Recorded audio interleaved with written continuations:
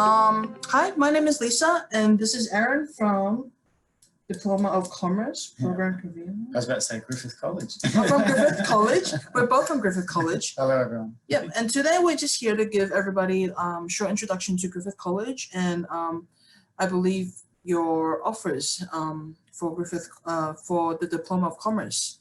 So I'm just gonna start you guys off with a very nice video. Just give me one sec.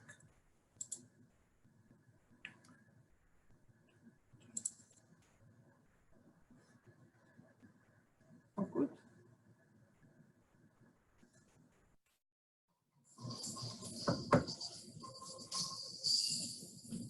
So we're still on the stream. Yes, okay.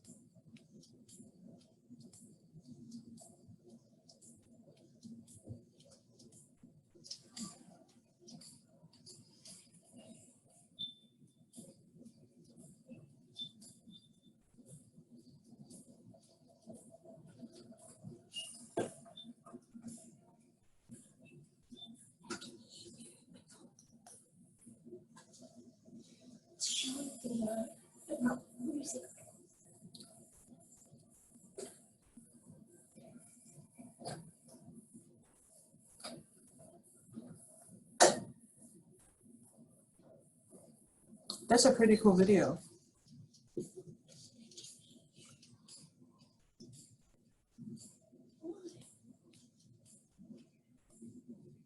We'll talk about it.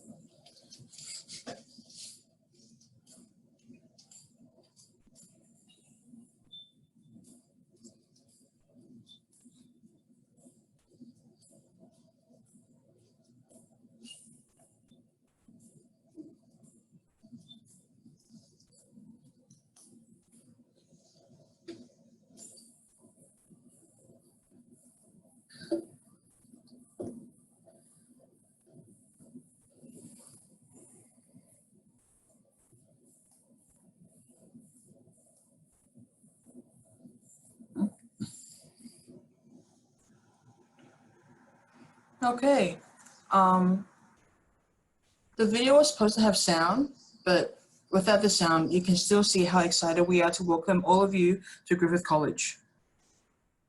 So moving on, just a short introduction from us. We are a pathway to Griffith University. We essentially have 11 diplomas that go into over 60 bachelors at Griffith University.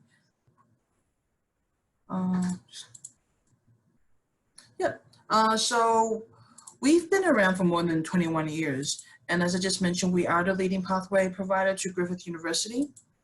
Griffith College is on the Macrovat and Gold Coast campus. So coming to us, it means you're already on the campus, Griffith University's campus from day one. It also means that you can use all the facilities that the university has to offer. That includes the library, the 24-hour lab, computer lab, and sports teams and other clubs. Griffith College also offers smaller class sizes and more support for students. So instead of, a 300 person lecture, we would try to keep it to about one teacher with 40 students. It is to encourage more teacher and student interactions. Yep. So for most of our diplomas, there's 3 intakes per year. So that's February, June, and October. So this is a diagram that we use very often just to let people know, just to let people understand how we connect with the university and how we differ. A lot of students, they come to us after they finish grade 12, and then they will come and do a diploma. The diploma normally takes 8 to 12 months to complete. And once they finish, they'll go on to the second year of the bachelor. It means the diploma essentially is the same as year 1 bachelor, and it means you're not wasting any time coming with us. So after the diploma, you go into year 2 of the bachelor, and essentially you'll be catching up with all your friends by then. We also offer foundation courses and associate degrees, as well as a master's qualifying program. All of these are pathways into Griffith University.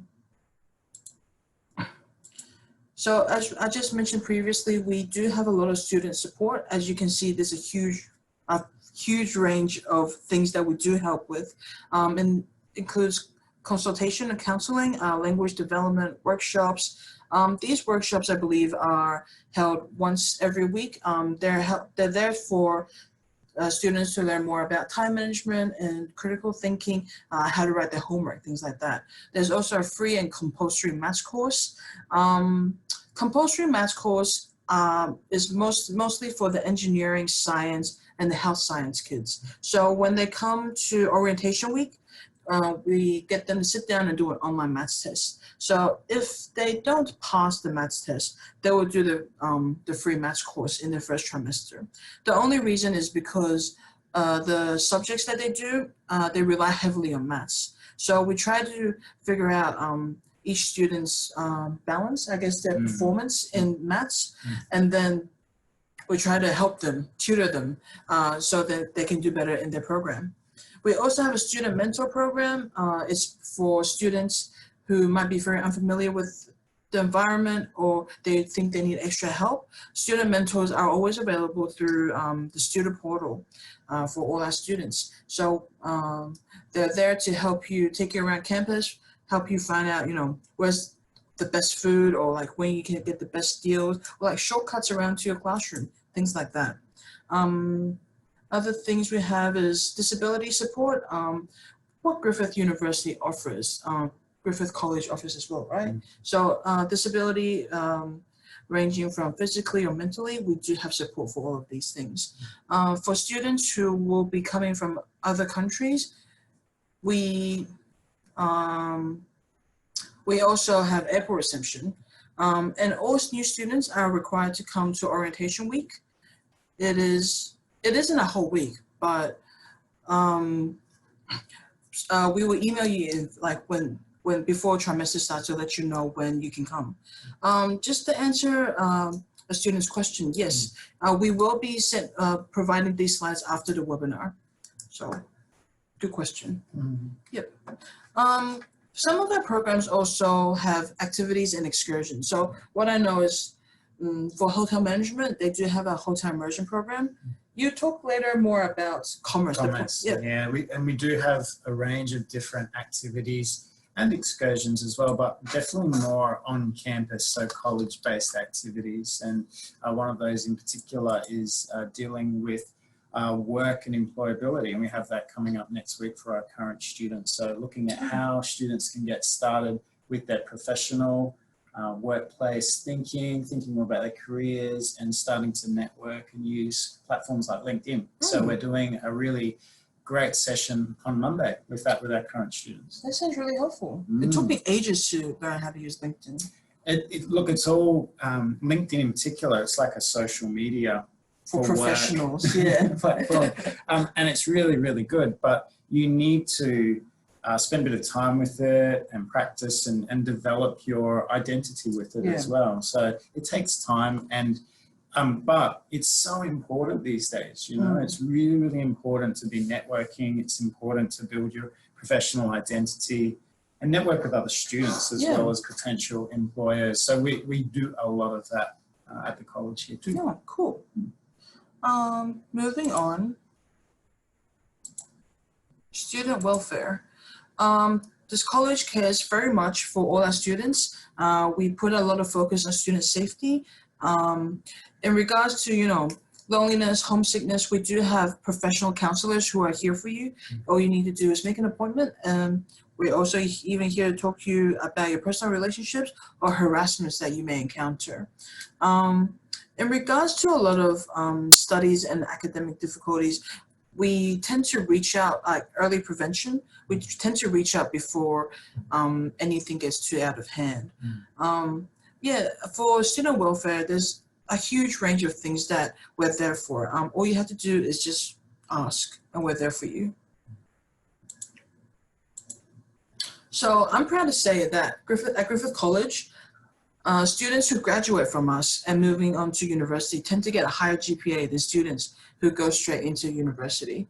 I'm guessing it's because all our workshops and our seminars really helped. Also with, telling them how to study I think that's the biggest thing. Yeah, so. Yeah, and we do spend a lot of time, particularly at the start of students' time at the college, working on the basic fundamentals, how to study effectively, how to research, how to read effectively as well. So where a lot of that early work might be assumed at the university, we spend a lot of time, and those skills that students pick up then help them when they get across to the university. So we do provide much more support. It is just for the students to get a more stable core before they actually start going out by themselves. Yeah, the point here of what we're really saying is it's about learning how to study effectively, learning how to use the support that we have, and there's so much support, and then really building on that, performing well in courses in the program and moving across to the university. Yeah, definitely. So just a bit about us.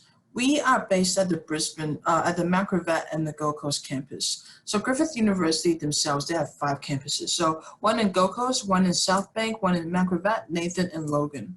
So we're based at the Macrovat and Gold Coast campus. It's only a 1-hour drive between Brisbane and Gold Coast. We also have shuttle buses who can take us to the different campuses. So accommodation.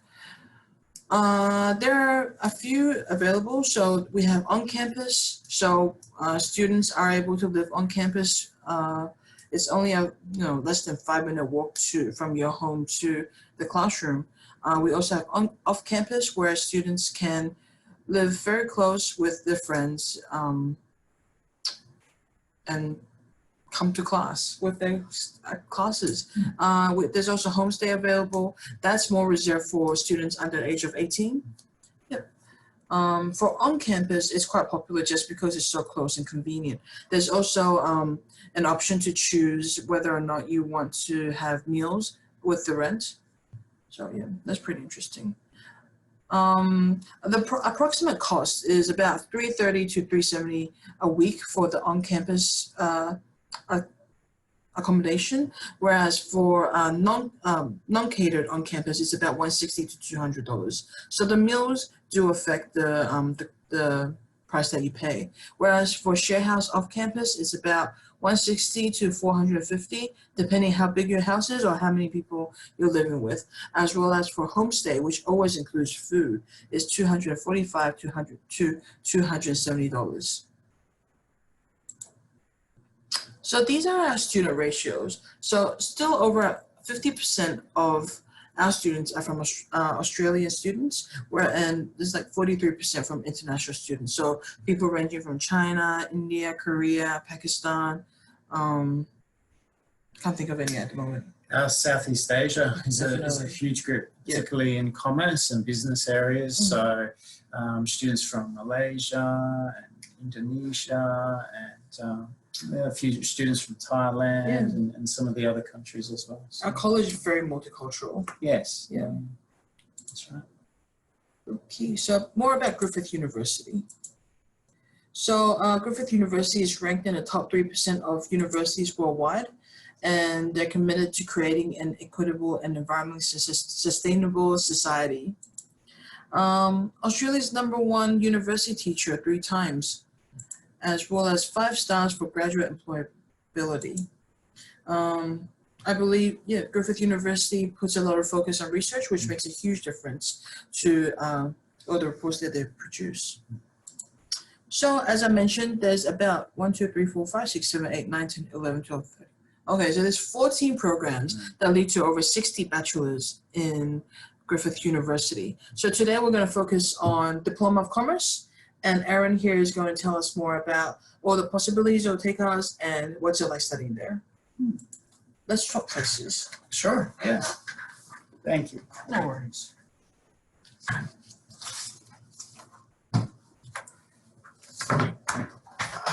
Okay.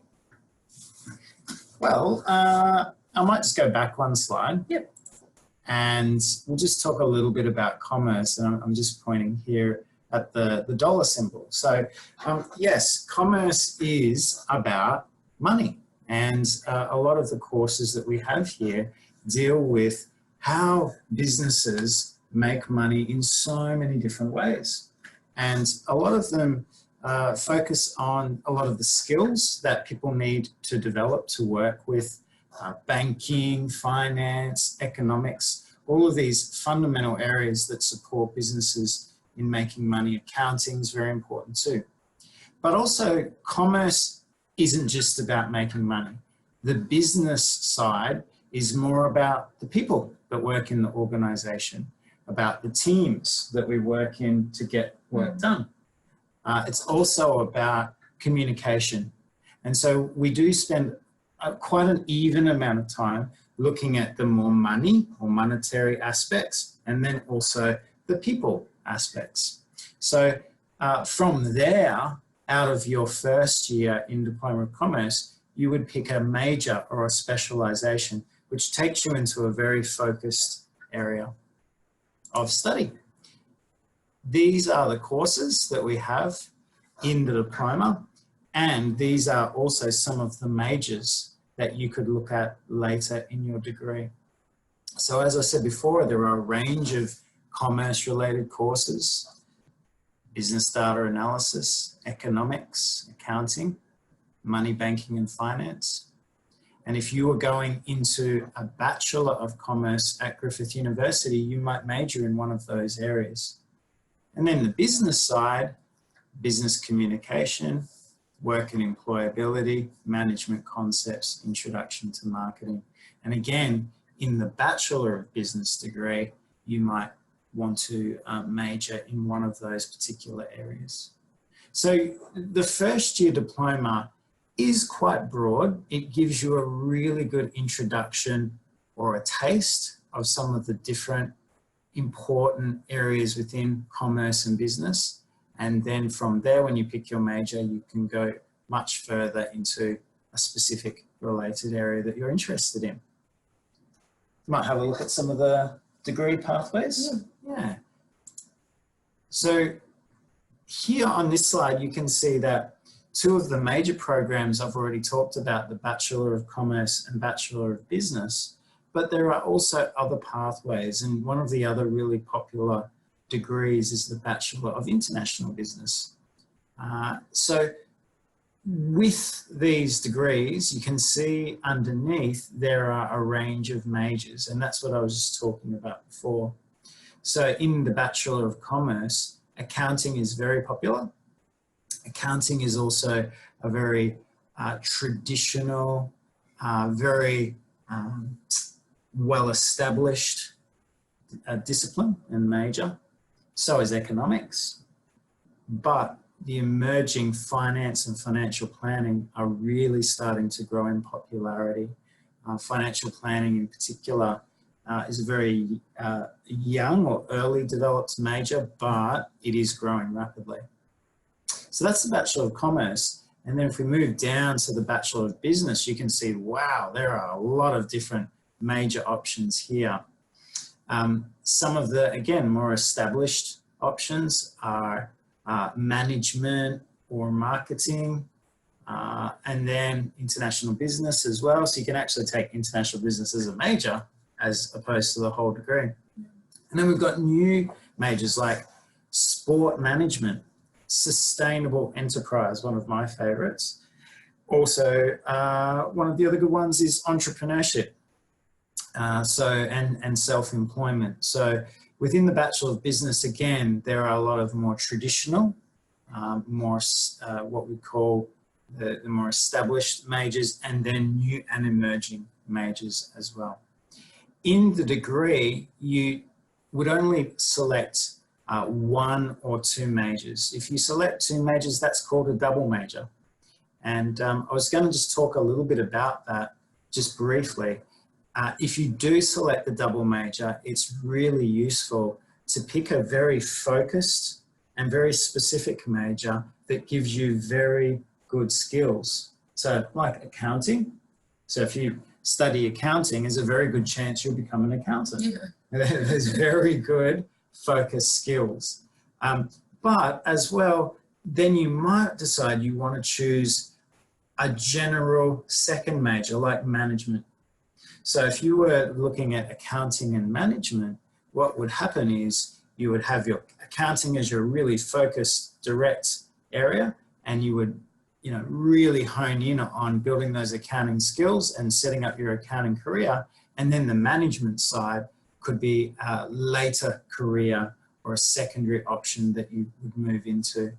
So you can, by selecting two majors, be very, very focused and specific within your Bachelor of Commerce, Bachelor of Business or Bachelor of International Business, and then pick another area that can help to complement your studies and your skills. So sometimes people think that a commerce or business diploma or degree is very general and very broad. Yes, it is, but you can really shape and craft your degree in a particular set of areas that you're very interested in. And it still gives you great skills, focus skills, and a really good career opportunity. We might move on. So this slide here talks about some of the dates coming up. We are just right now at the very end of trimester 1, and trimester 2 is coming up and begins on 17th of June, and then trimester 3 in October. Yep. Do you want to talk about the dates or the semesters at all? Well, yeah, as we mentioned, we do have 3 intakes. As this is the rest of the intakes for commerce in trimester 2 and 3. As I have mentioned, we strongly encourage students to come to orientation week, just because we tell students a lot about, your student ID cards or like classroom sign-on, timetable sign-on times, things like that, and what's expected from you when you become a student with us. Yeah.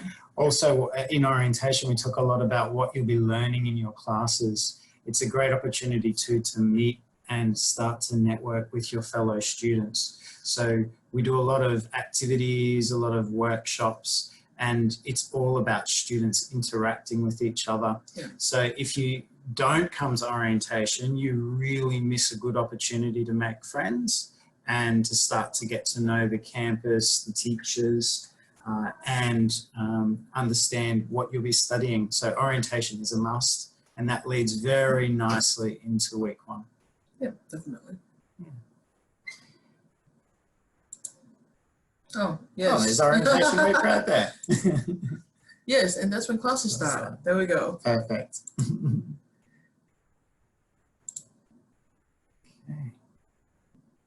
All right. Does anybody actually have any questions? We're here to answer any questions that students might have.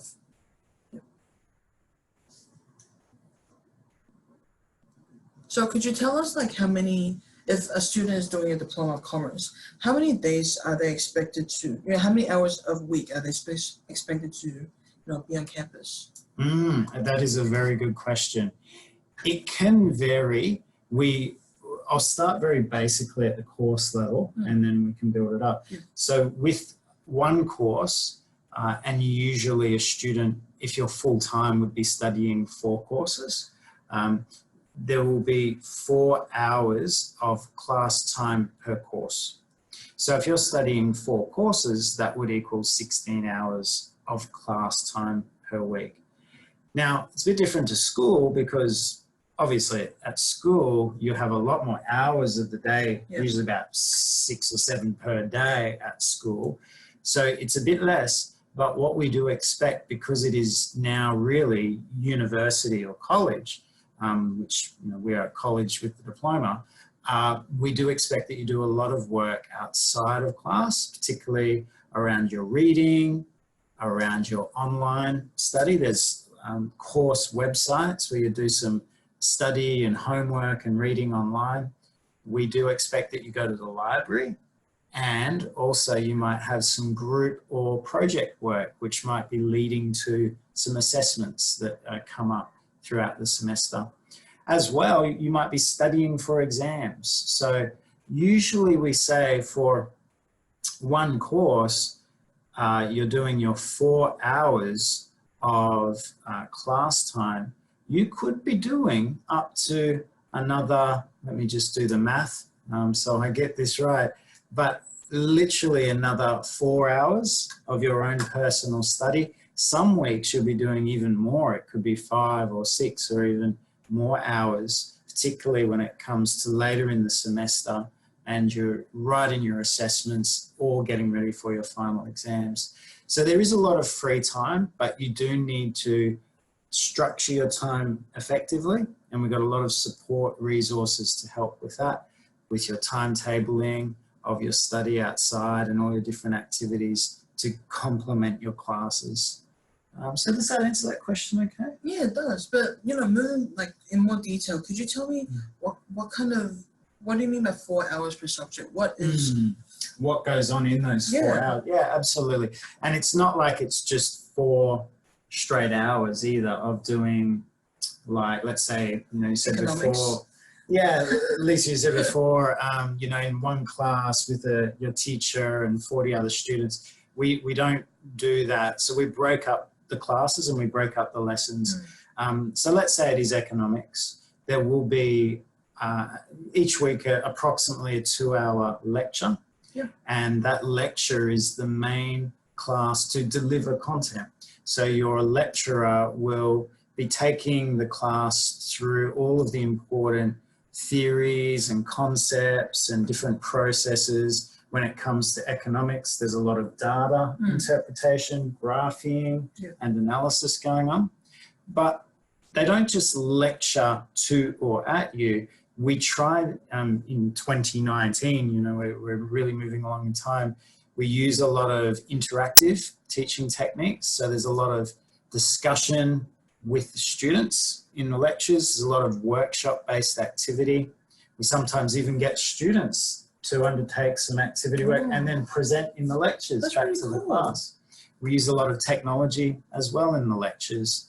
And we do video record and put those video recordings of lectures up on the sites later for study. So that's what we call lecture capture. So that's the lecture. And then we have tutorials and workshops, which are an hour each. And the tutorials are a really good opportunity to practice a lot of skill development and work through a lot of the processes that you were taught about in the lectures. It's a great opportunity to also interact more closely with other students and then to help to practice and build your skills. Workshops, the final hour, are really focused on assessment.